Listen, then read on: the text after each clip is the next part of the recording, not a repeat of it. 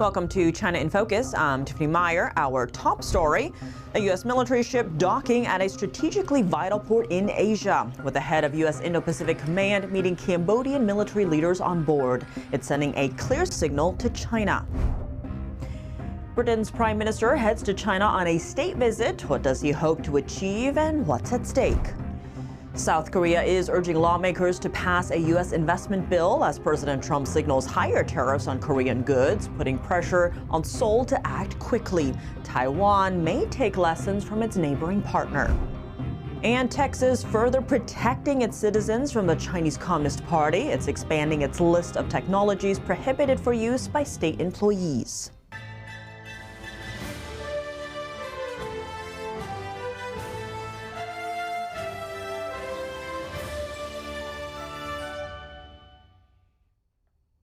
The United States is deepening its military ties with Cambodia, home to a strategically vital port that could tip the balance of power in Asia. China has its eye on it. Now, a U.S. military ship is docking there, with the head of U.S. Indo-Pacific Command on board, meeting with Cambodian military leaders. Admiral Samuel Paparo, the head of U.S. forces in the Indo-Pacific, met with Cambodia's defense minister and the armed forces chief aboard the USS Cincinnati on Monday. They discussed the U.S.-Cambodian defense relationship. The two countries vowed to work shoulder to shoulder to uphold a free and open Indo-Pacific. The USS Cincinnati has been docking at Cambodia's Reunion Naval Base since Saturday. This is one of 37 U.S. warships that have visited the port over the past 2 decades. But this marks the first time a U.S. Navy ship has docked there since Chinese-funded renovations were completed last year. The renovation has fueled concerns in Washington that China, Cambodia's close ally and top provider of aid and investment, may have been granted exclusive access to the base. Reports of a potential 30-year agreement allowing Chinese military use of the site have stoked fears that a global Chinese military base could be taking shape. Cambodia's government has denied exclusive Chinese privileges. At this location, our government has worked very hard to build this port so that all foreign vessels that wish to dock in Cambodia can do so. While China has more warships than the U.S., it only operates one official overseas military base located in Africa. The U.S. has 750 around the world, allowing Washington to project power around the globe. But a shift is underway. China already controls 2 additional ports, one in Pakistan and the other in Sri Lanka. Meanwhile, it's building another deep sea port in Myanmar. If Beijing manages to transform them into fully operational bases, plus the port in Cambodia, it could project power across the Indian Ocean. Cambodia is a close ally of China and has long had tense relations with the U.S. Washington has called out the Cambodian regime for human rights abuses and political repression. British Prime Minister Keir Starmer heading to China on Tuesday, becoming the first UK leader to visit in 8 years. He'll be joined by 60 leaders from British businesses, universities, and cultural institutions. Starmer is aiming to secure more Chinese investment in the UK.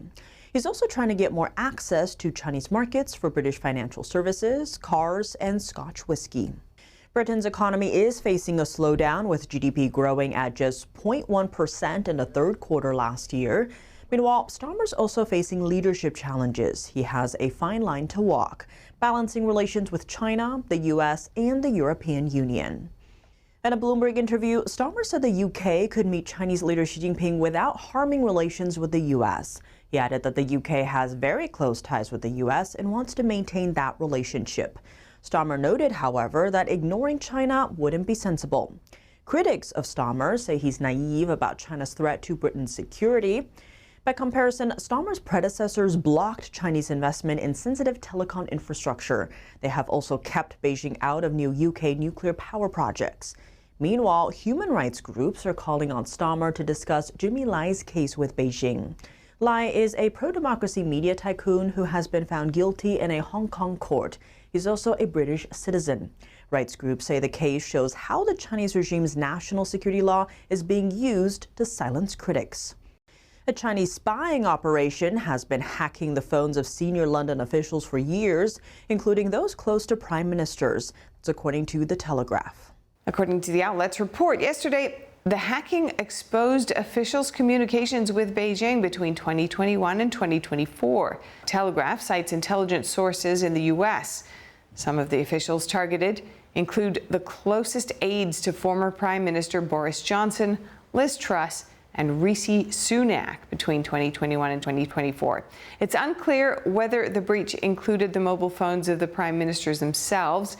However, the Chinese spying operation, known as Salt Typhoon, is expected to be ongoing, raising the possibility that the current Prime Minister, Keir Starmer, may also have been exposed. President Trump plans to raise tariffs on South Korean imports from 15% to 25% related to autos, lumber, and pharmaceuticals. In a Truth Social post Monday, the president said South Korea's legislature was not living up to its side of a deal with the United States. In response, South Korea's finance ministry announced Tuesday that it will urge lawmakers to speed up approval of the $350 billion U.S. investment bill. The trade deal was reached between the two allies last year. South Korea's parliament now needs to change the signal it has been sending to the United States. They need to quickly send a signal that they will soon implement a special law for investment in the United States, and that, on that basis, they will invest according to a set timetable for U.S. investments.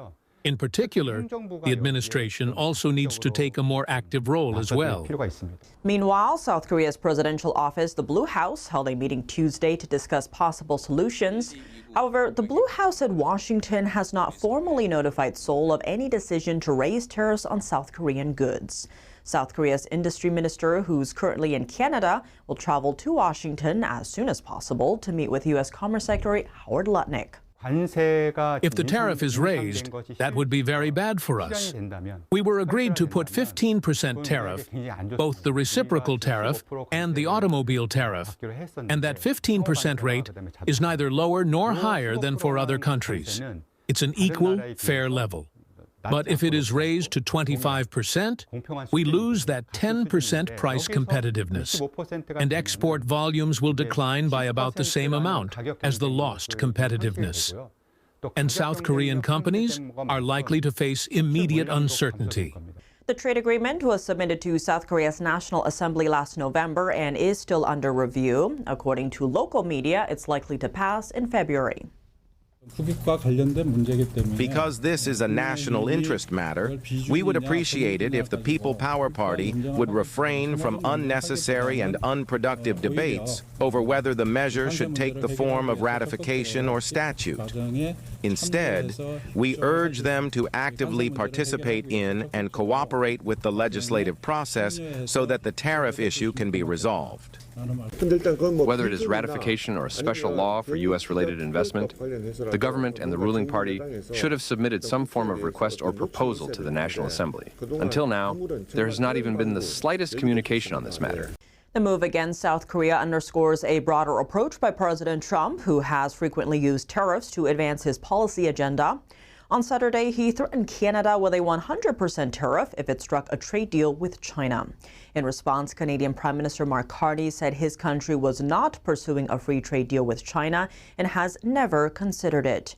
Meanwhile, South Korea's experience serves as a warning to Taiwan. Some Taiwanese experts are urging the ruling party and the opposition to engage in constructive dialogue, warning that continued gridlock and infighting in the country's parliament could lead to consequences similar to those seen in South Korea.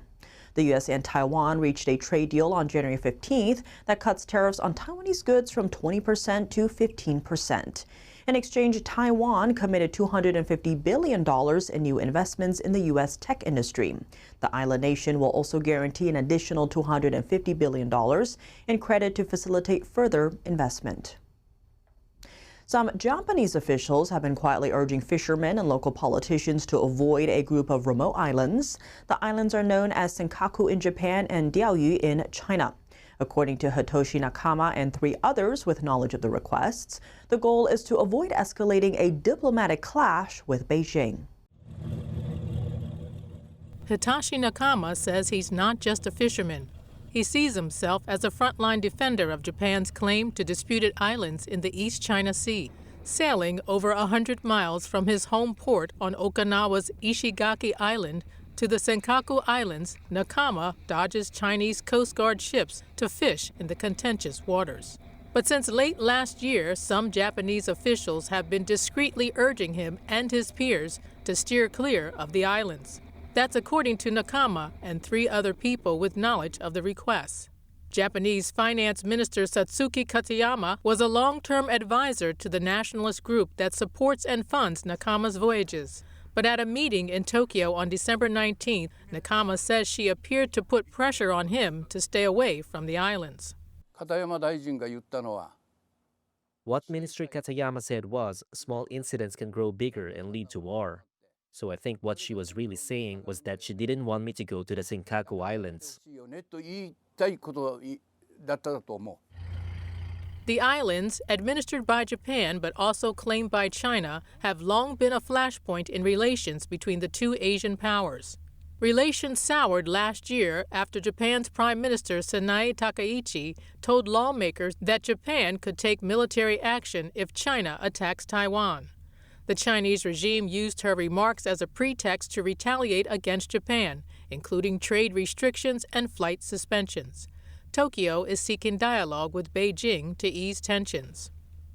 Texas is taking new steps to protect its citizens from the Chinese Communist Party and other hostile foreign actors. The state is expanding its list of technologies prohibited for use by state employees. Texas Governor Greg Abbott said, quote, "Rogue actors across the globe who wish harm on Texans should not be allowed to infiltrate our state's networks and devices." Abbott added shopping platforms Shein and Temu and the business-to-business marketplace, Alibaba, as well as several more technologies to the Texas blacklist. Now, the governor established the Texas Cyber Command in June 2025 with the signing of a state House bill and a $135 million investment.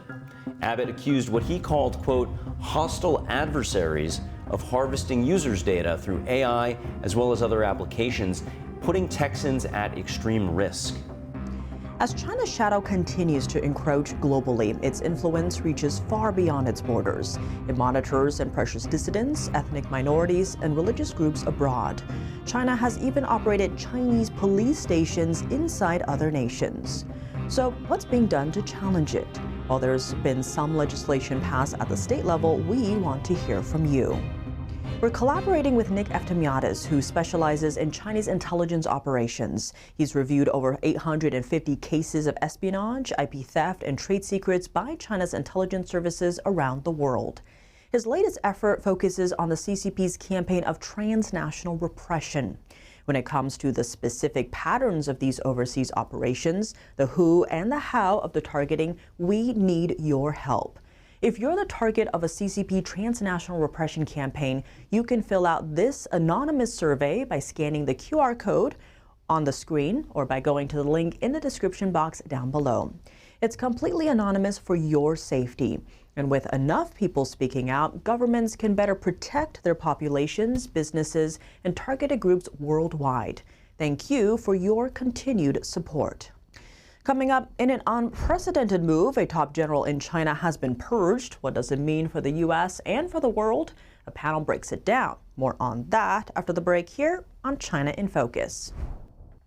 Welcome back to China in Focus. I'm Tiffany Meyer. As reactions continue to pour in over China's latest military purges, this time of 2 top generals, what does it mean for China, Taiwan, and the U.S.? To discuss it, we spoke with Michael Lucci, founder and CEO of State Armor, and Nathan Su, investigative reporter for the Epoch Times. Michael, starting with you, diving right in here, how are you reading this latest series of investigations, purges in China, this time for the country's top generals?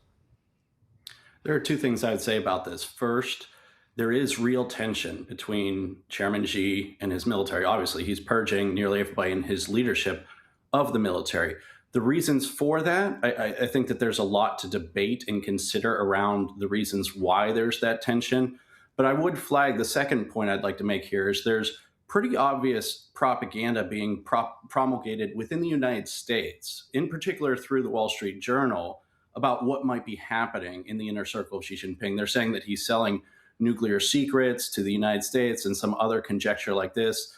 The lines in the Wall Street Journal are being rejected by pretty much everyone who's analyzing these issues. So there's real tension between Xi and his military leaders, But a lot of the narrative that's being seeded across the United States seems to actually be used to benefit Xi Jinping himself to consolidate power. And Nathan, you have a unique perspective on this, having come from a military family in China. Now, with your reporting work to expose the Chinese regime's influence around the world, what are your thoughts on all of this? Well, I think Xi Jinping is actually trying to replace the most of the Chinese government and party and military officials. That's what he's trying to do. What the situation facing him, it's very much similar to what's facing Joseph Stalin in the 1930s.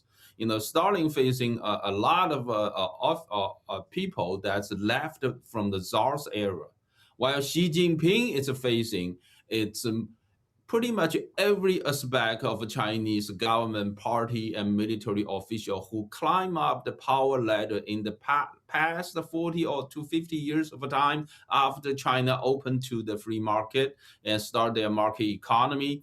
And in the eyes of Xi Jinping, and they are all corrupted to a certain extent, while Xi Jinping trying to lead China going back to the fundamental communist ideology. He trying to replace a lot of them. So that's why we have seen in the last few years, Xi Jinping trying to actually encourage the fight, the power struggles among officials in different factions in China, either government or party or the military. So he can find a reason to either replace them or purge them as quick as possible.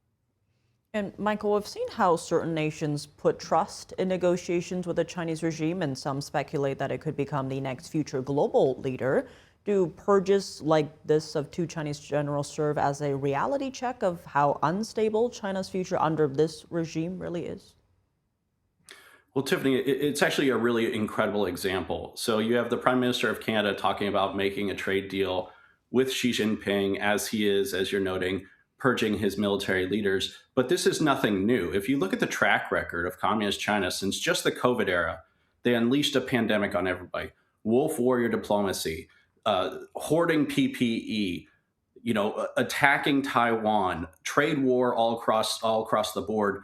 So they've been the source of global instability. They backed Putin's invasion of Ukraine. They backed the leaders of Iran. They backed the leader of Venezuela. So pretty much everybody who's causing trouble throughout the world is being backed by communist China. And as we're mentioning here, they are purging their own leaders at the same time. So it's actually quite insane for global leaders, such as the Prime Minister of Canada, to turn to communist China to make some sort of trade deal, which China has never honored any of their trade deals anyways. But this is occurring amidst a time of tremendous turmoil within China, and as the United States is fortifying against China across the globe. And Nathan, your thoughts on if this latest purge is a reality check for people in countries who might see as communist China as a future global leader? Well, I think that in the leaders of the Western world, we need to clearly have a clear mind that we need to treat China as our enemy, not competitor. China has been involved with us, the unrestricted warfare, ever since the 90s. And while we have been dealing with China using the rules, regulations, legality, all these things, you cannot rely on these things to win a war. That just doesn't work. And Michael, how should the U.S. be responding to this? Does it change the U.S. approach to relations with China? I think that the United States should prepare for China to start a war in the Indo-Pacific. And then President Trump's national defense strategy points to exactly that, wanting to deter war through strength. And most specifically, he says he wants a denial defense on the first island chain. So that would include from Korea to Japan to Taiwan to the Philippines. So a denial defense so that China cannot invade one of those neighbors, cannot break out from the first island chain, and cannot really disrupt all global trade that goes through the Straits of Taiwan, the South China Sea, and otherwise. So I think that President Trump is putting pressure on a lot of China's allies, obviously Venezuela, Iran. President Trump is working with NATO to fortify the Arctic, that's Greenland. President Trump's trying to get back control of the Panama Canal. putting trade restrictions on China and trying to get our allies to do the same. So I think that what he's doing is generally the right thing, which is get supply chains that are separate from China, get allies ready to deal with China, and really fortify the first island chain against a potential invasion by China. And expanding on that, Nathan, this is seen as the highest profile purge to date of senior military leaders inside China. It also involves the last two who had real war experience. How could that impact a potential Taiwan invasion? Well, I think what Xi Jinping trying to look at, it's not seniority and experience. And that's in the past that he has to choose, these people with top seniority, top, more experienced, but he actually doesn't like them. So he find a way to try to replace them as much as possible, as quick as possible. It's really so after all these seniorities, experience not counting, then all these people being removed, he will be able to reach out to the people who will really loyal and follow, his direction. So I think in the next 5 years, will be living in the most dangerous time window that very much possible, the highest possibility that the war that will break out in the Western Pacific, And I think after 2030, that possibility average actually will start going down. And after 2035, because China's the population aging really fast and their economy really go down to the toilet really fast. So I think after 2035, the possibility of going to have a war with China is going to be less and less. But the next 5 years is the most difficult time we have to deal with. And then we need to make our military men and women in service better equipped, better trained, and fully ready so we can defend the peace and try to avoid a war. A lot at stake for sure. Michael Lucci, Nathan Su, thank you both so much for joining us. Thank you. That's all for today's China in Focus. I'm Tiffany Meyer. If you have any feedback on the show or have something you'd like to see us cover, send us an email at chinainfocus@ntd.com. We'd love to hear from you. For round-the-clock original news coverage, visit us at ntd.com or download our NTD app. Thanks for watching. See you tomorrow.